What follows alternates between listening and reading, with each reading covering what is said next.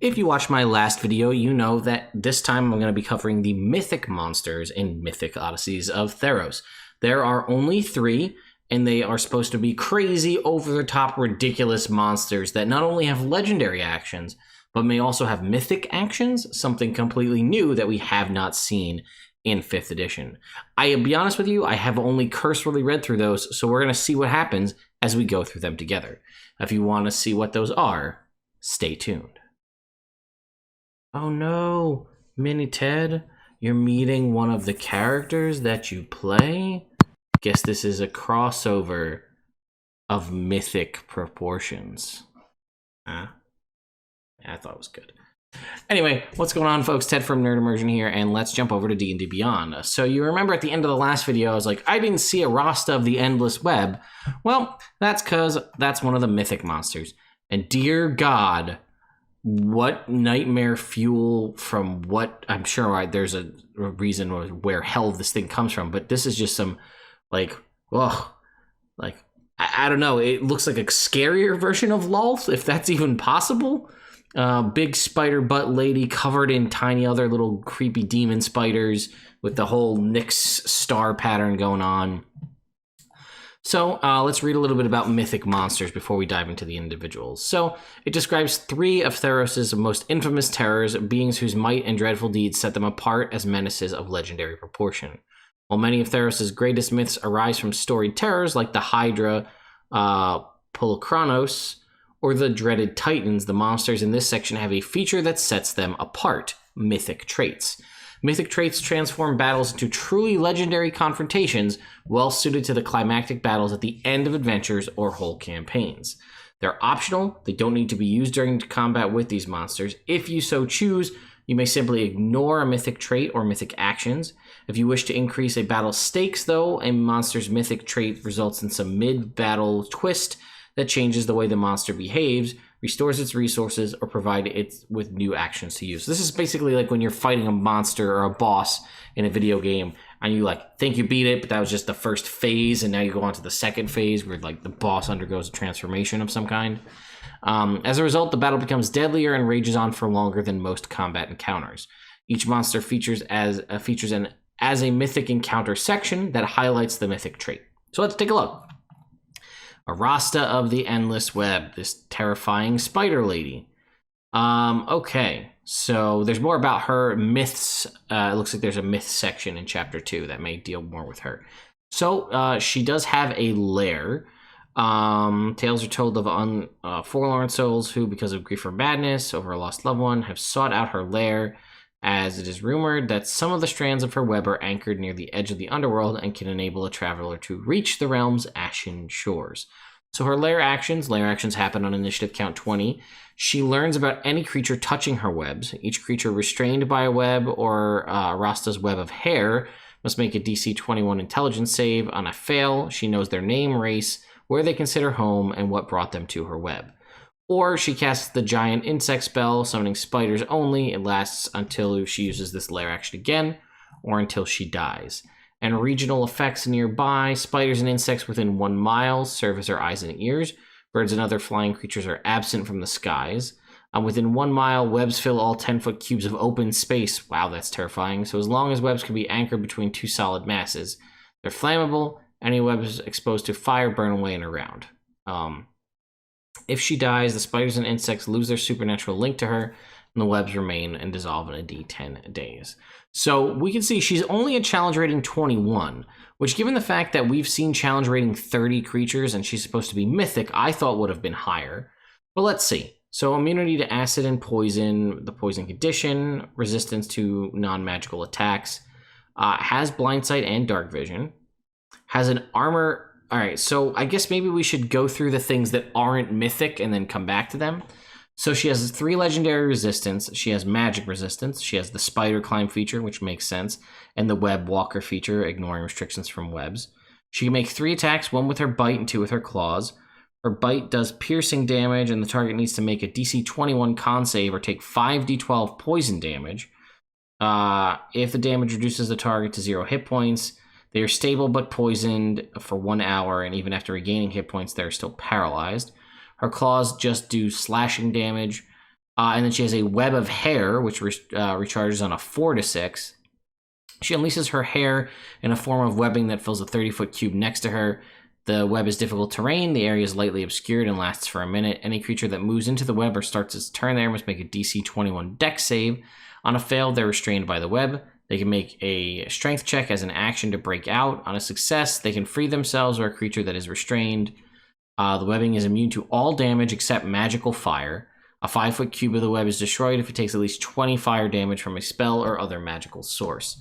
And then her legendary actions, of which she has 3, is a claw attack for 1, a swarm for 2. She causes 2 swarms of spiders to appear, or toxic web for 3. Each creature restrained by her hair web gets 48 poison damage. So let's talk about her mythic traits. So a mythic trait here is Armor of Spiders, which recharges on a short or long rest. If she is reduced to 0 hit points, she doesn't die or fall unconscious.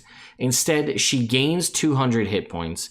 In addition, Rasta's children immediately swarm over her body to protect her, granting her 100 temporary hit points. So her maximum hit points are 300, so she's basically getting a whole secondary life bar.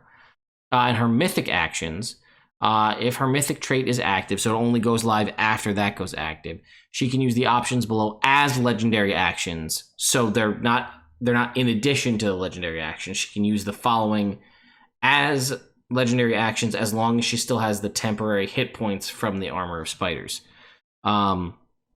She can make 2 claw attacks for 1 action. She can use 2 actions to recharge her web of hair and use it. Or for 2 actions, she can do Nyx Weave, which each creature restrained by her web of hair must make a con save or take 4d12 force damage, and any spell of 6th level or lower on it ends. Wow, so that can really shut down your buffs as you go into that. And then here is a Rasta as a mythic encounter. Let's see, how much more do we get? That not much. Okay. Reader paraphrase the following text when she uses her Armor of Spiders. The nightmarish arachnid unleashes a shriek that sounds like 1,000 spider carapaces scarring slate. In response, the ground ripples and bursts over the monster, revealing itself as a wave of countless spiders. The tiny arachnids swarm the larger horror, girding it in skittering bodies. Fighting Rasta as a mythic encounter is equivalent to taking on 2 challenge rating 21 creatures in 1 encounter. Award a party 66,000 experience for defeating Rasta after she uses her Armor of Spiders. So yeah, just doubling the experience points. Okay. I mean, I like it. All right, next one is Hythonia the Cruel, which looks like it's a snake, maybe? A Medusa type? All right, let's look at her lair. Yeah, it's a Medusa. All right. So lair actions on a 20. She briefly animates a creature that's been petrified by her gaze. Each statue attacks 1 creature within 5 feet of it. Oh, all creatures that have been petrified for her gaze. Each statue attacks 1 creature within 5 feet of it, plus 11 to hit, 3d6 bludgeoning damage. If they're small or medium or smaller, they're grappled. Or she causes spectral snakes to erupt from a point she can see within 150 feet. Each creature within 20 feet of that point must make a con save or take piercing damage and become poisoned. While poisoned, the creature has disadvantage on intelligence checks and saving throws and behaves as if it's under the confusion spell. And her regional effects is a large population of snakes dwell in the region. Trees within 1 mile of the lair are petrified wood. Plants that stay within 500 feet of the lair for 1 day are turned to stone, and small bodies of water within 1 mile of the lair become poisonous. A creature that drinks the water must succeed on a DC 19 save or be poisoned for 8 hours. Saving throw at the end of each hour. All right, so she's only a challenge rating 17. Immunity to poison, charmed, frightened the poison condition, dark vision. She has innate spell casting. She can cast animate objects once per day with no material components. She has 3 legendary resistances. She has Petrifying Gaze, similar to, again, a Medusa or a Basilisk. When a creature that can see her eyes starts its turn within 30 feet, they must make a con save if she isn't incapacitated and she can see them. If the saving throw fails by 5 or more, again, that's a 13 or lower on that con save, they're instantly petrified. Otherwise, a fail begins to turn them to stone. They're restrained. The restrained creature repeats the save at the end of its next turn, becoming petrified on a failure. Greater Restoration restores it. Unless surprised, the creature can avert its eyes, to avoid the saving throw at the start of a turn. If it does so, it can't see her until the start of its next turn, when it can avert its eyes again. If the creature looks at her in the meantime, it must immediately make the save. If she sees herself reflected on a polished surface within 30 feet or an area of bright light, she's affected by her own gaze. Multi-attack, 1 claw attack, 1 constrict attack, 1 snaky hair attack. Claws do slashing and poison damage. The constrict does bludgeoning damage, and grapple and restrain. And snaky hair is 4d12 plus 5 bludgeoning, and she can pull the target 5 feet closer to her if they're large or smaller. Nothing too crazy. Her legendary actions, she has 3. Move up to her movement speed without provoking attacks of opportunity for 1.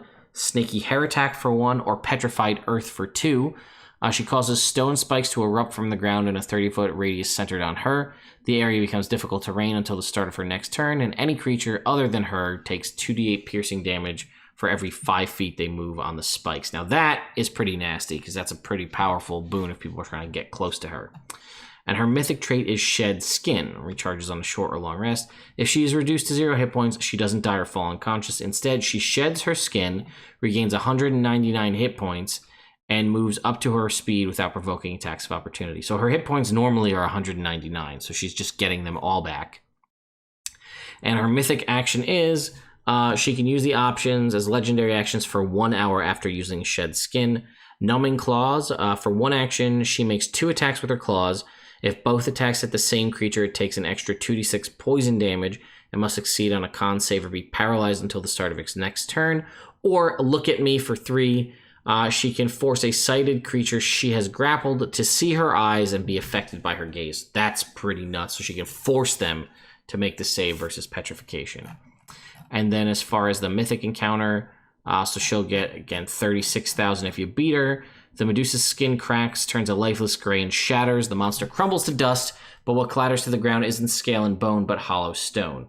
The sound of rippling coils precedes the Medusa rising up anew, the last of her shed skin dropping away, revealing glistening, unscarred scales. And lastly, we have Tromocratus, which is basically a big kraken monster here. No lair, looks like, for this guy. So challenge rating 26, so this is the strongest that we've seen. Resistance to cold, lightning, and thunder. Immunity to fire and non-magical attacks. And then also charm, frighten, paralyze, and restrained. Blind sight out to 120 feet. Can breathe water and air. Legendary resistance. Its attacks are magical. It's a siege creature. It has spell-resistant carapace, so it has advantage on saving throws versus spells. Wait. He doesn't have magic resistance. Okay, advantage on saving throws against spells, and any creature that makes a spell attack roll against it has disadvantage on the attack roll. Multi-attack for 3 attacks, 1 pincer, 1 tail, 1 tentacle grasp. Pincer is bludgeoning damage, and then they're grappled, and they're also restrained. Tail is bludgeoning damage and knocked prone, no save. Tentacle grasp is bludgeoning, they're grappled. If they don't escape by the end of their turn, Tromocratus throws the target up to 60 feet in a straight line. They land prone and take 66 bludgeoning damage. So that just happens. Okay, so that's not like...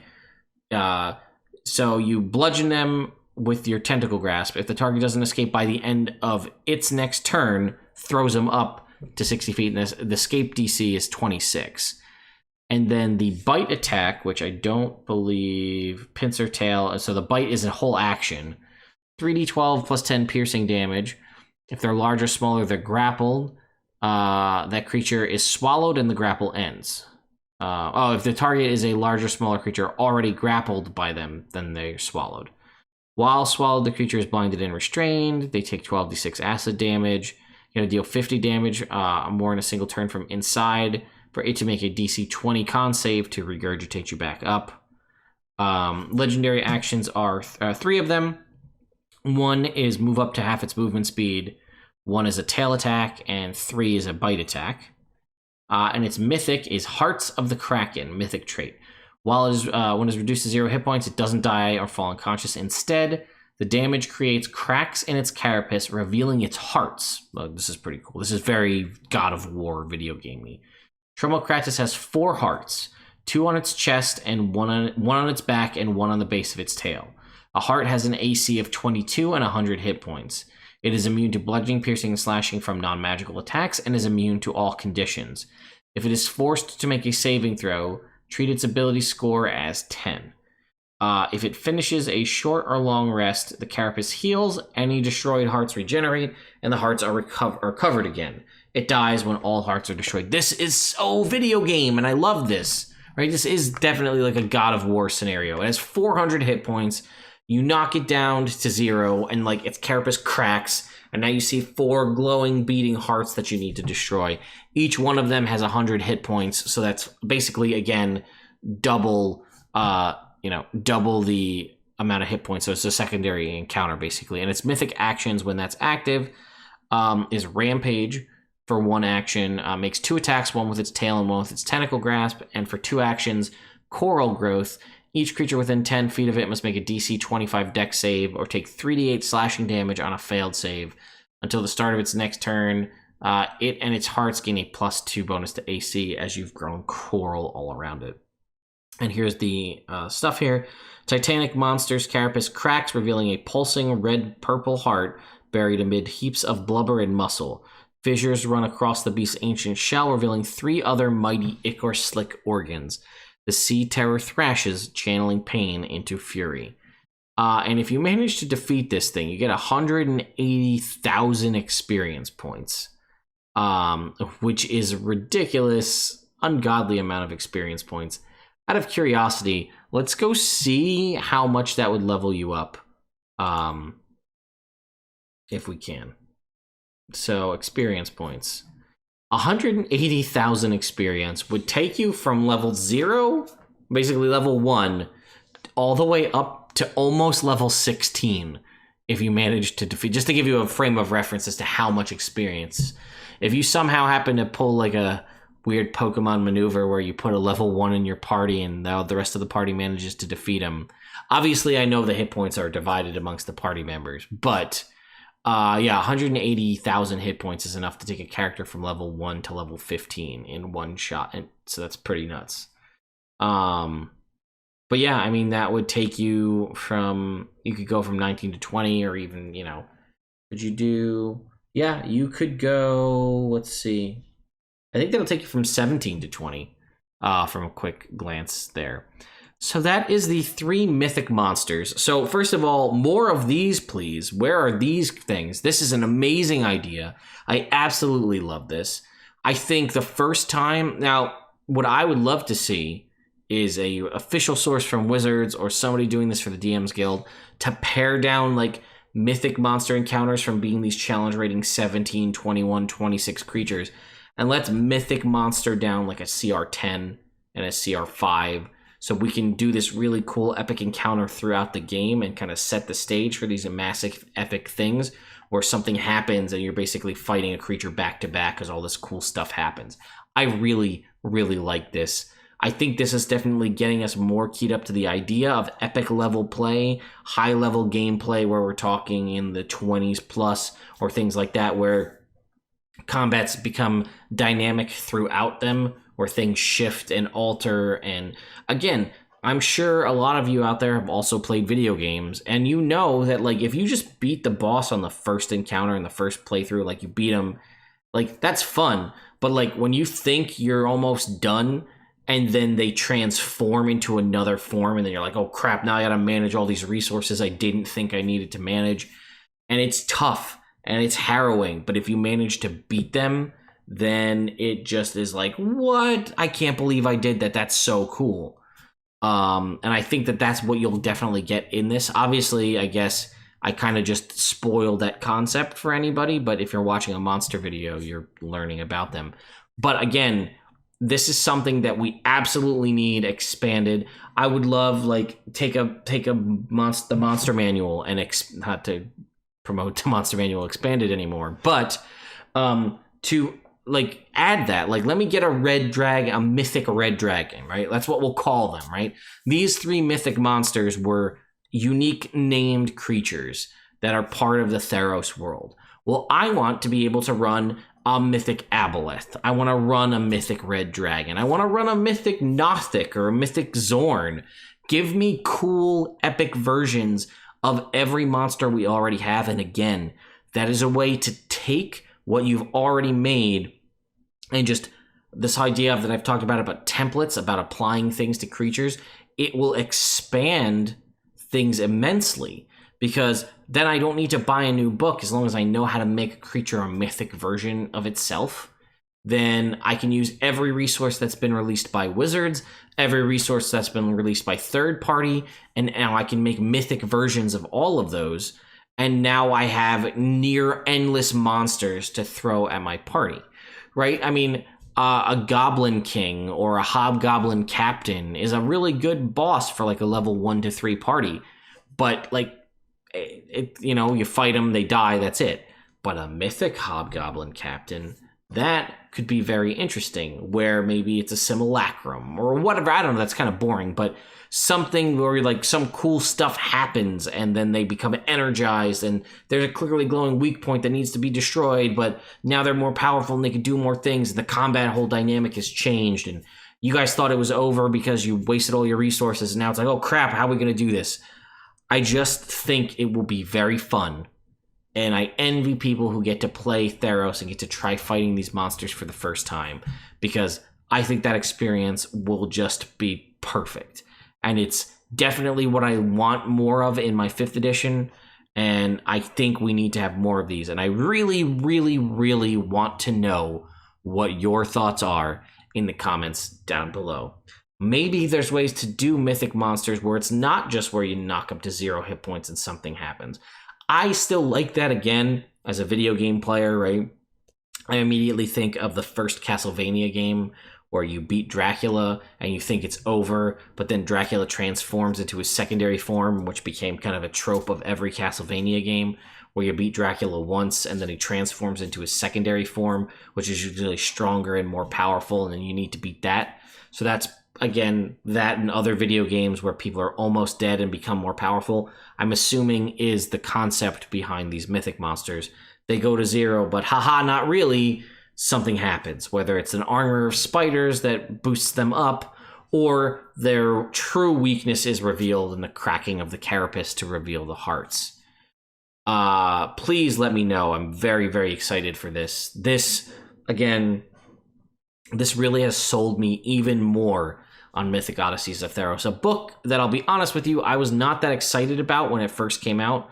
I was excited by the Greek mythology theme, but the concepts and the new systems in this book have just really, really, like, I have just a bursting amount of creative energy for Dungeons and Dragons now based on what I can adapt from this book, and I hope it's helped you too.